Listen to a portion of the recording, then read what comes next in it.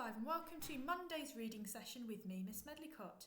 We are now in week 5 of our term. That's the penultimate week of the term, and so we are well into our core text called The Explorer by Katherine Rundell. If you need to pause the video now to retrieve your book, please do so. Okay, now that you've got your copy of the text in front of you, let's go through our learning objectives for today's reading session. We will be reading and summarising the events in chapter 25, which is called Max. We'll be analysing language choices and exploring their impact on the reader. And we're also going to be inferring characters' thoughts, feelings and motives. That means we're picking up on the clues that are dropped in the text to try to work out what a character might be thinking, feeling and why they might be behaving in the way that they are. So, to start with, I'd like you now to turn to the chapter beginning of the chapter called Max, beginning on pages 334 and 335. To start with, I want you to look at the illustrations on the pages to help you understand and predict what you think will happen in this chapter. So, the illustrations are, in other words, the pictures, correct? And I'd like you to use these to anticipate, to work out what you think this chapter might be about. Also, think about the chapter title. What clues does that give us? Pause the video now to answer these questions. Okay, so the chapter is called Max. So we can assume that the chapter focuses particularly on the character called Max. As we can see in the illustrations, we have various illustrations of these particular insects. Now these are called bullet ants. Bullet ants. And these are particularly nasty insects, particularly nasty kind of ant, which is quite large and also has what we say is an extremely potent sting. So this means it has a very, very strong, very powerful sting. So what do you think will happen? What predictions have you made? Okay, so now we're going to start reading. Having made that prediction based on the illustrations and the title itself, we're now going to have a close reading of page 335. So pause the video now to find your place in the text. Okay, now the excerpt that I'm going to read is taken from this page. Then Fred's stomach turned suddenly cold, full of something writhing and maniacal. He pointed at the sloping wall they had tumbled down to the foot of a tree. There was a bundle lying at its base. Max lay in a ball. He was shaking, his spine convulsing against his shirt, and his breathing was rough and erratic. "Max," said Lila. "Max, are you hurt? Can you hear me?" Her hair fell over her brother's face. "Say something!" Max moaned and shook. His lips formed shapes, but he spoke no words. "What's wrong with him?" said Con. Okay, so in that excerpt there, we have the children discovering Max. Now, some vocabulary that I thought we'd pick up on: writhing. To describe Fred's stomach, right, is something writhing. If something's writhing, it's kind of moving and struggling. So it's not a pleasant feeling. Maniacal is like a maniac, is like a mad, out of control thing. So that doesn't sound comfortable, that does not sound good. So we can assume here that Fred does not have a good feeling in his tummy. There's something uncomfortable. He feels that there's something wrong. Now we move on to Max. He was shaking and his spine was convulsing against his shirt. So you can imagine the children can see on Max's back that you can see his spine kind of moving, convulsing, moving against his shirt. And it says that his breathing was rough.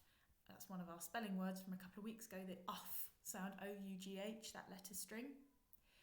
His breathing was rough and erratic. Now, if something's erratic, it means it's very inconsistent.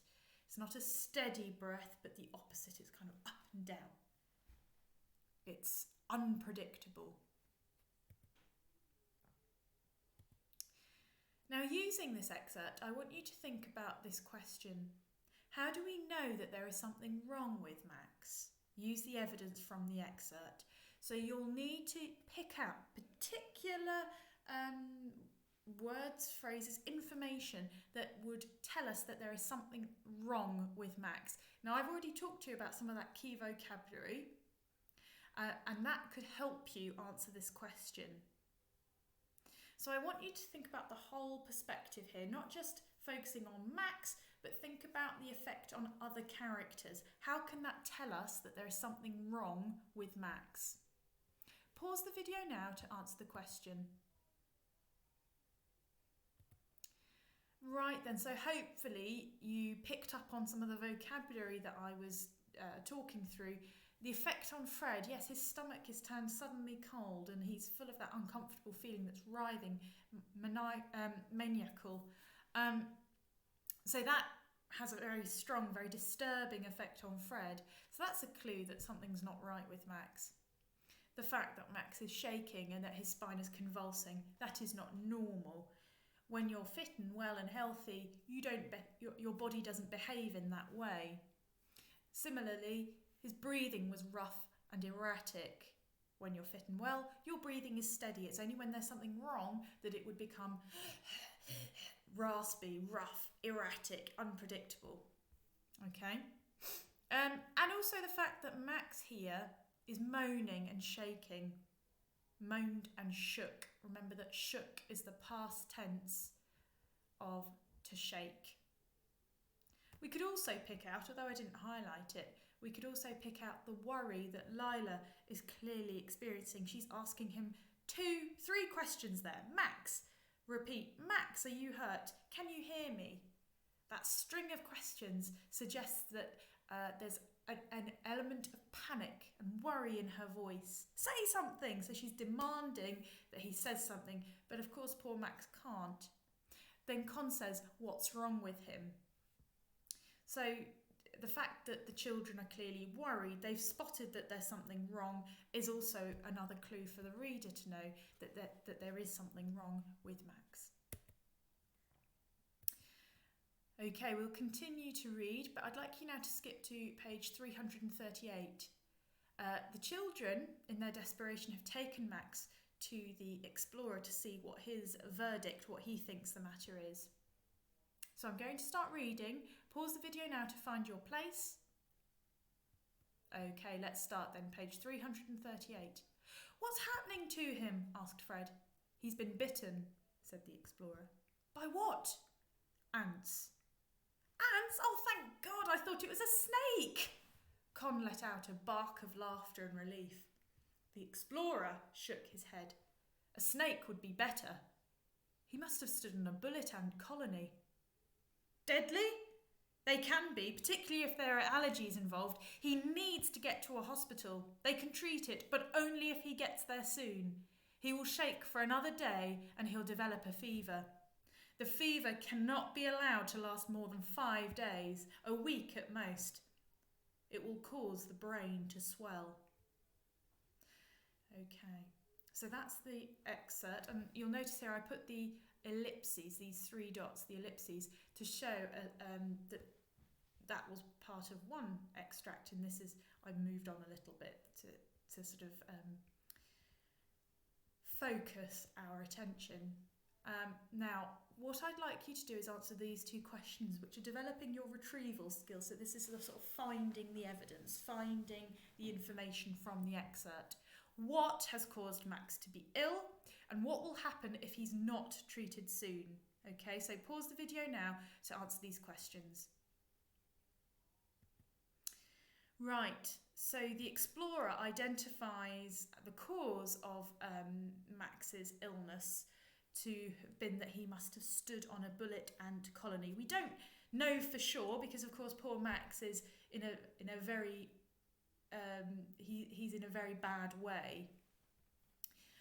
But the explorer, we presume he knows correctly what has happened, that Max has stood on this bullet ant colony, which links to the illustrations and the predictions that we made at the start of the chapter.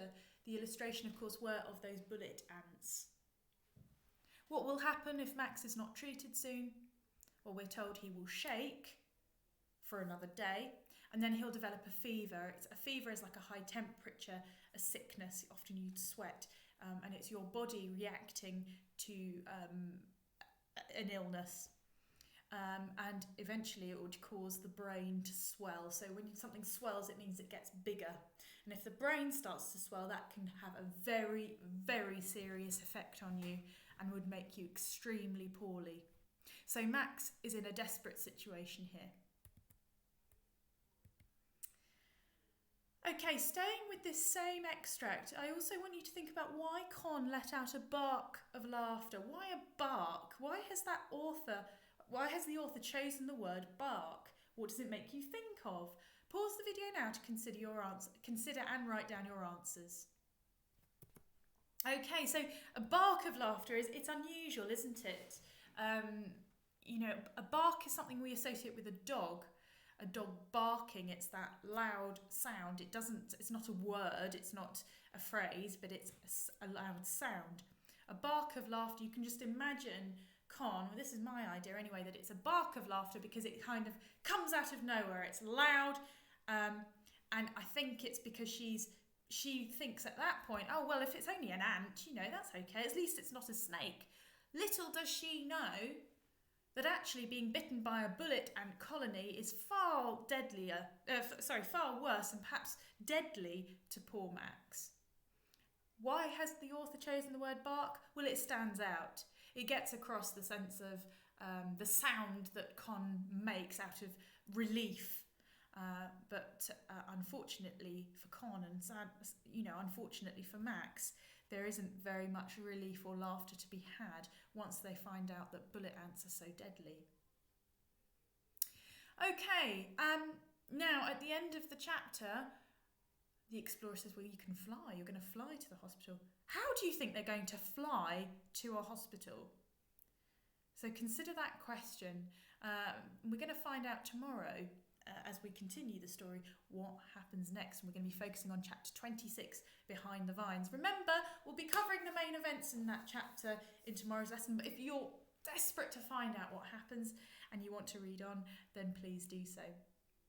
Thanks very much for all your hard work today, Year 5, and I'll see you again tomorrow. Bye!